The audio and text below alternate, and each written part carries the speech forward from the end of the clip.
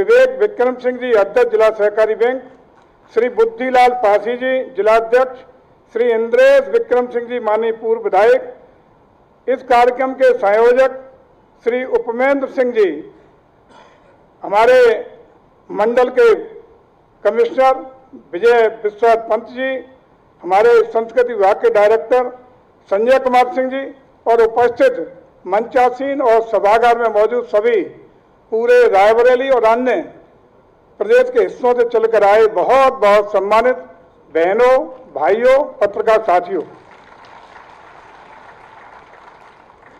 किसी भी जनपद की पहचान केवल उसके वर्तमान से नहीं, बल्कि उसकी पहचान उसके इतिहास, आस्था, संस्कृति और लोगों की जीवन शैली से मिलकर बनती है। यदि हम रायबरेली की बात करें तो यहाँ के सभी खूबियाँ एक साथ दिखाई पड़ने वाला जिला रायबरेली है। यहाँ का इतिहास है, यहाँ आस्था है, यहाँ वीरता की गाथाएं हैं, यहाँ की लोक संस्कृति है, यहाँ ग्रामीण जीवन की अपनी सुंदरता है और यहाँ पर्यटन की अनंत संभावनाएं विद्यमान है। इसलिए हमारा लक्ष्य है कि रायबरेली को केवल रहने और काम करने की जगह नहीं, बल्कि देखने, समझने और अनुभव का गंतव्य डेस्टिनेशन बनाने का हमारा उत्तर प्रदेश सरकार का प्रयास है। राणा बैनी माधव भगत सिंह जी ने एक जो आज़ादी की लड़ाई में स्वर गाथा लिख करके न सिर्फ रायबरेली का, न सिर्फ उत्तर प्रदेश का, बल्कि राष्ट्रीय गौरव बढ़ाने का काम किया था। इनकी स्वर गाथा इस क्षेत्र की ऐतिहासिक चेतना का भी महत्वपूर्ण हिस्सा है। हमारी जिम्मेदारी है कि इतिहास केवल पुस्तकों तक सीमित न रहे, बल्कि ऐसे हेरिटेज सर्किट और हेरिटेज वॉक की दिशा में आगे बढ़ें जहाँ युवा और पर्यटक उन स्थलों को देखकर उनके पीछे की कहानी और इतिहास को भी जान सकें। आज ये प्रथम चरण का सभागार का कार्य पूर्ण होकर को आपको समर्पित हो रहा है। इसकी लागत 25,91,97,000 रुपये से ये पूर्ण हुआ है और आज ठीक आपके सामने इसी कैंपस में इसका दूसरा चरण, वो भी इसी साल के चुनाव की घोषणा से पहले यानी दिसंबर तक पूर्ण होकर को आपको समर्पित करने का काम होगा। इसकी लागत भी 23,09,09,000 रुपये से ये पुस्तकालय और संग्रहालय का निर्माणाधीन जो कार्य है वो आपके ट्रस्ट को, आपकी समिति को, आपके जिला पर्यटन और संस्कृति परिषद को हैंडओवर करने का काम होगा।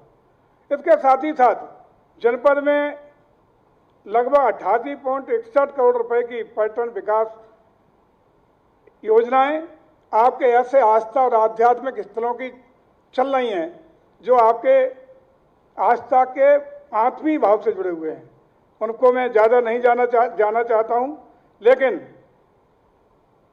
जैसा कि आप सब जानते हैं कि 2017 से पहले उत्तर प्रदेश में जो सरकार थी, 12 से 17 के बीच में जिस सरकार ने उत्तर प्रदेश को दंगाइयों का प्रदेश, अपराधियों का प्रदेश, अराजकता का प्रदेश बनाकर छोड़ दिया था।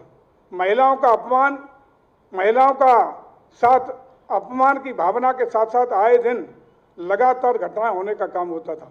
जमीनों पर कब्जे, चौथ वसूली, बल्कि हम कह सकते हैं कि जिस तरीके से आज आदरणीय योगी जी के नेतृत्व में वन डिस्ट्रिक्ट और वन प्रोडक्ट चल रहा है, उसी तरह वन डिस्ट्रिक्ट और वन माफिया हुआ करता था। ये था उत्तर प्रदेश। और इन सब चीज़ों से ऊब के, इन सब चीज़ों से परेशान होकर के आपने एक मत होकर के, एकजुट होकर के, कमल का बटन दबा करके पूरे प्रदेश में प्रचंड बहुमत दे करके आदरणीय योगी जी के नेतृत्व में सरकार बनाने का 2017 में काम किया। और जब 2017 में सरकार बनी तो आपका पहला उद्देश्य था, पहला मिशन था, पहला निशाना था कि उत्तर प्रदेश में कानून का राज स्थापित हो। और कानून का राज स्थापित नहीं हुआ। इन 10 वर्षों में आप देख रहे होंगे कि लफंगे, गुंडे, बदमाश, माफिया न सिर्फ खत्म हुए, न सिर्फ उनके साम्राज्य ध्वस्त हुए, बल्कि या तो यमराज को प्यारे हो गए या बाबा जी का बुलडोजर चला तो पूरी तरह तहस नहस होने का काम हुआ। और उसी का परिणाम था कि पूरे प्रदेश नहीं रही, देश में बल्कि विदेश तक आदरणीय महाराज जी की चर्चा बुलडोजर वाले बाबा जी की रूप में होती है। तो हम सब एक साथ बोलेंगे, बुलडोजर वाले बाबा की, बुलडोजर वाले बाबा की। और जब कानून और व्यवस्था ठीक होती है तो सारी संभावना धरातल पर अपने आप उतरने लगती है। जब कानून और व्यवस्था ठीक हुई तो उत्तर प्रदेश में चाहे पर्यटन की संभावनाएं हो, विकास की संभावनाएं हो, औद्योगिक क्षेत्र की संभावनाएं हो, इंफ्रास्ट्रक्चर का विकास हो, या हमारी बड़ी बड़ी संरचनाओं का डेवलपमेंट हो, आज उत्तर प्रदेश में संभावनाएं धरातल पर उतरने का काम हुआ। और जहां एक और उत्तर प्रदेश अपराधियों का प्रदेश, कोई भी निवेशक या निवेश नहीं करना चाहता था, आज दुनिया के निवेशकों के आकर्षण का पहला डेस्टिनेशन उत्तर प्रदेश बना है। आज पूरे दुनिया के निवेशक उत्तर प्रदेश की ओर रुख कर रहे हैं। आज देश में उत्तर प्रदेश के बारे में सोच अवधारणा बदलने का काम हुआ है और इसी का परिणाम है कि आज उत्तर प्रदेश जो कभी जंगल राज का प्रदेश हुआ करता था, अपराधियों का प्रदेश हुआ करता था, वो हिंदुस्तान का दमकता चमकता ग्रोथ इंजन बन करके तेज गति से आगे बढ़ने का काम कर रहा है।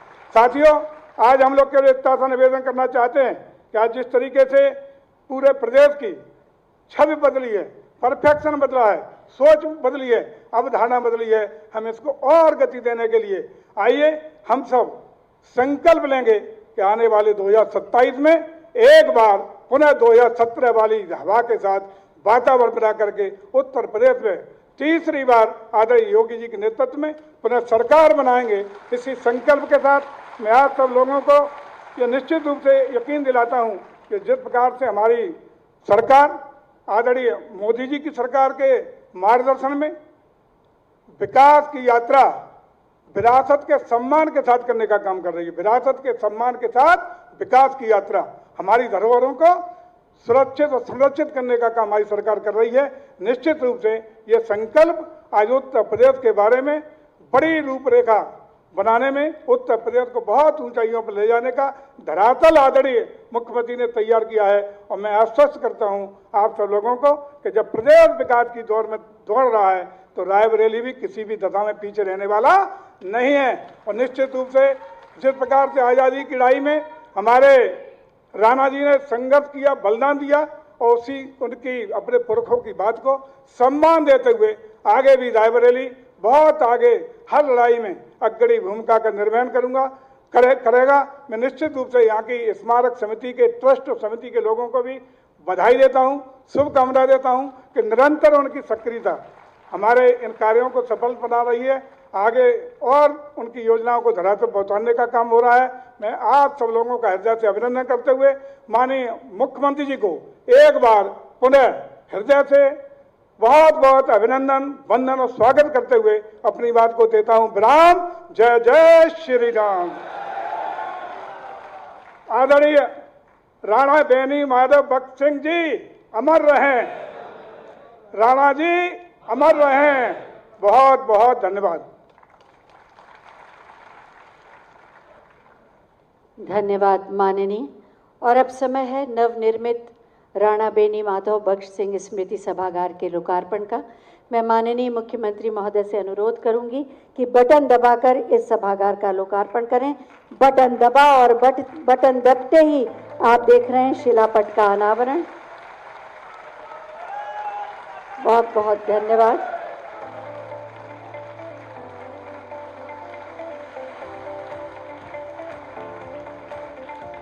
बहुत बहुत धन्यवाद माननीय।